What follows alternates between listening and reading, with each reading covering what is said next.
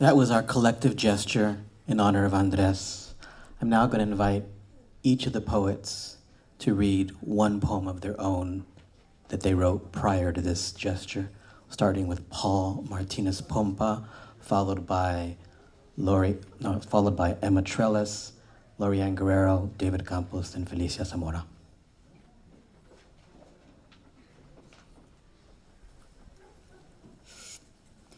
In the absence of hands. In the absence of hands, it's my stomach that wanders most.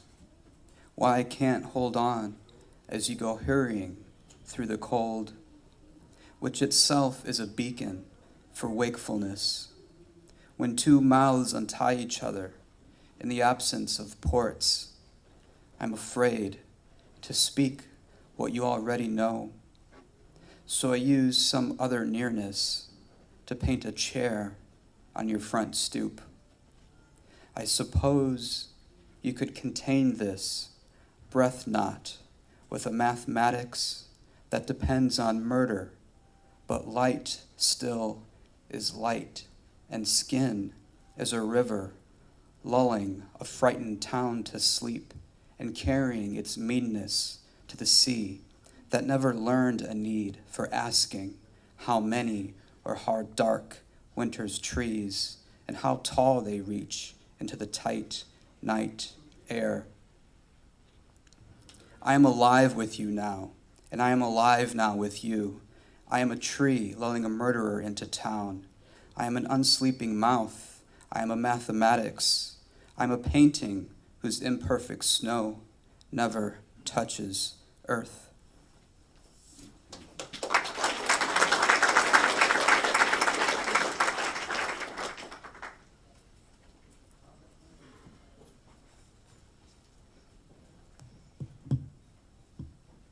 I'm so grateful to be part of this poetry community. Lorca is green. Federico Garcia Lorca was a poet with deep-set eyes and a hood of thick eyebrows. When pressed together, his lips resembled two curved shells. He was a diminutive man who walked with a limp. His hands were delicate and resembled a child's.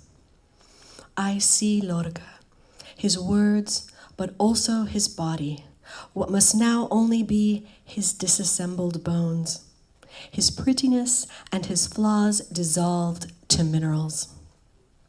He is perhaps buried near Granada, where hundreds of men and women were executed by gunshot in 1936.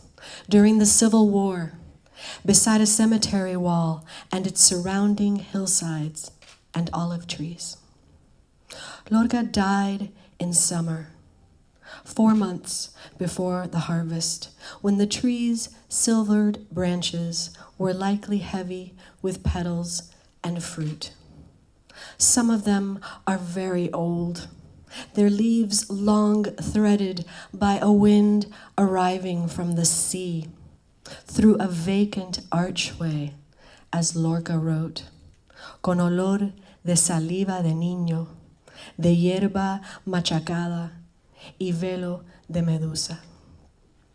It is a wind that attends the living. Lorca is green as the sky at the hour of the crepúsculo, when the moon begins its bright ascent and the sidewalks fall to darkness.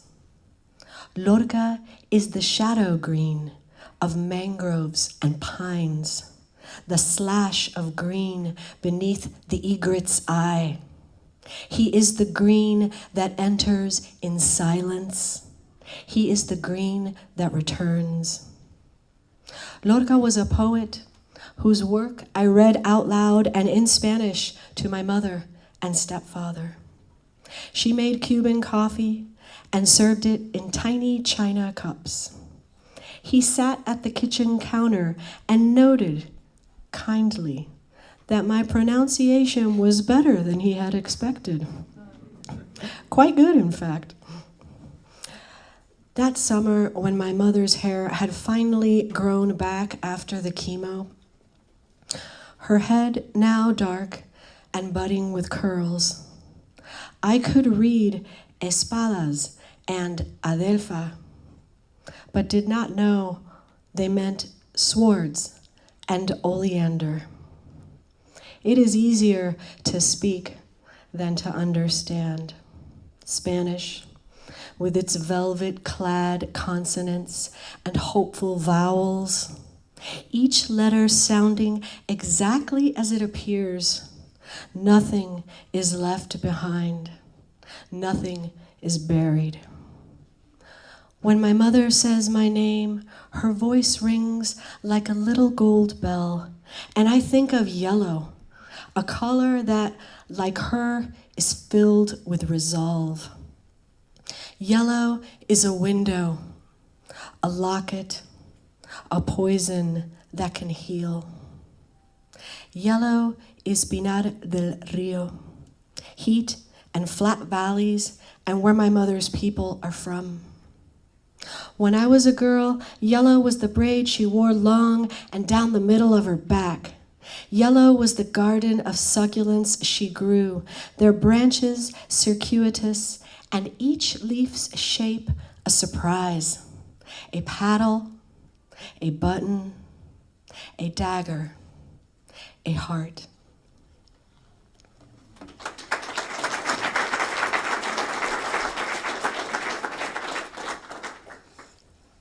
I wrote a new poem called Little Star. No, I'm kidding.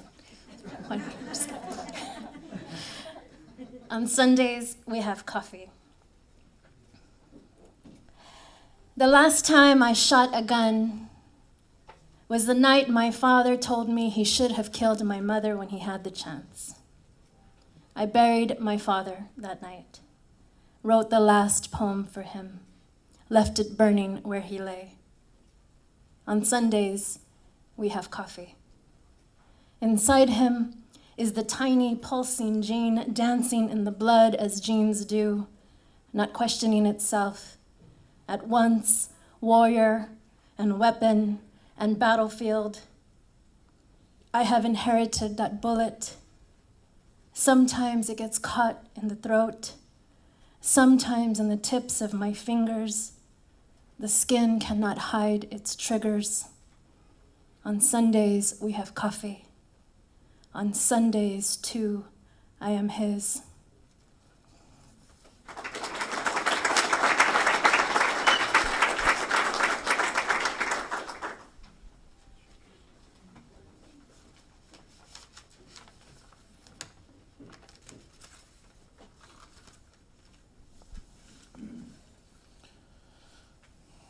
Something like the color of faith.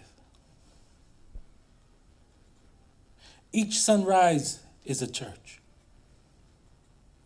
Yesterday morning, alcohol dripped from my breath. A bead of sweat from a woman's brow teetered on my shoulder. The warmth of her lips leaving my neck. The sun so bright I confused this for love. I bought her flowers, an arrangement, the intelligent colors of spring, had them delivered to her work, left a note to remind her of the way she held my throat and squeezed, how it made me laugh. Not in the way three people walk into a bar, but in the way death appears when a life is taken and says, I need a place to stay. But this madrugada, I drive into the farmlands again to teach the making of a sentence, where I think I'm certain what constitutes a complete thought. Perhaps I believe it the way my students do when I draw it out on the whiteboard. Blue marker, red marker, purple noun, green verb. The bright sun over the valley, yellow, no. Gold, no, something like the color of faith. I roll down my windows, smell the manure, and believe in the education of the wind rushing past me. a skydiver right before the jump, right before I say I love you again. Remember how loud it is to give all of yourself. When I say it, I understand what it means to pray.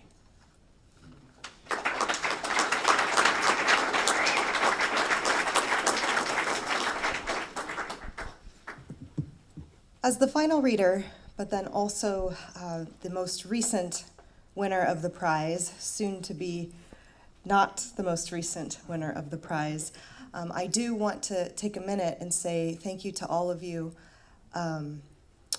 The impact that this award has on an individual, such as myself, is impossible to comprehend. I have never felt so connected to individuals and to community in the way that I do as being part of this prize. And so please note that so much is being done here. Thank you so very, very much.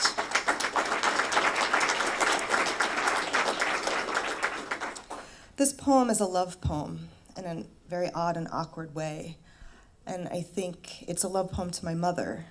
And I think that Andrés would find this an appropriate love poem, especially because I am very akin to his writing because of his wonderment, and because he understood wholly that horror and beauty are not opposites, but instead are interwoven into everyday life.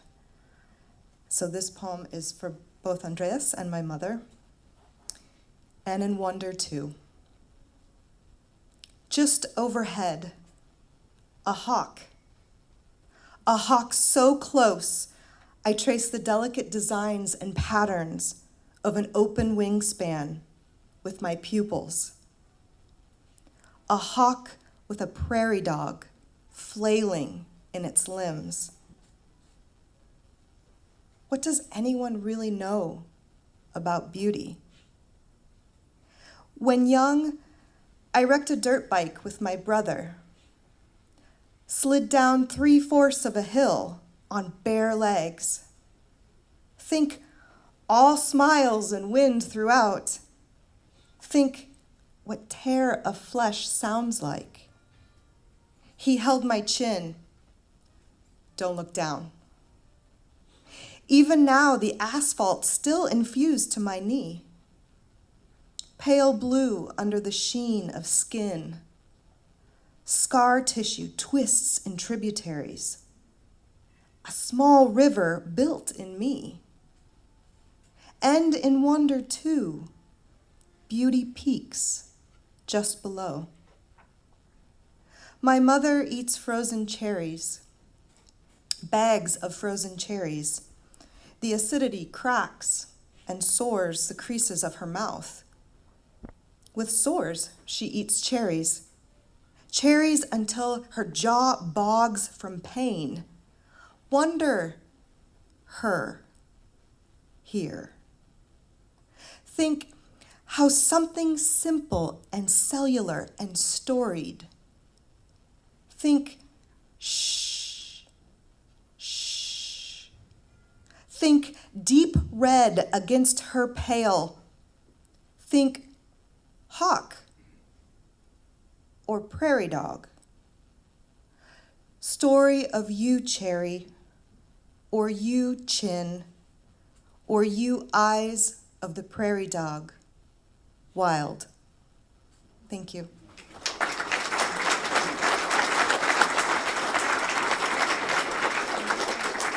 Please bear with me a couple more minutes.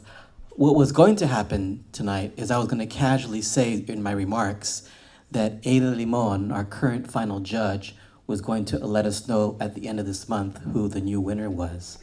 But I received an email from Ada 2 days ago. And so I'm going to read you what's going to be posted at the blog tonight. Letras Latinas, the literary initiative at the University of Notre Dame's Institute for Latino Studies, is pleased to announce Heidi Andrea Restrepo Rhodes as the winner of the 8th edition of the Andrés Montoya Poetry Prize. The winning manuscript was selected by Ada Limon, whose citation reads, "A brutal but necessary unveiling of violence and ghosts we carry with us daily, the inheritance of haunting sings the unbearable and still makes claim for survival.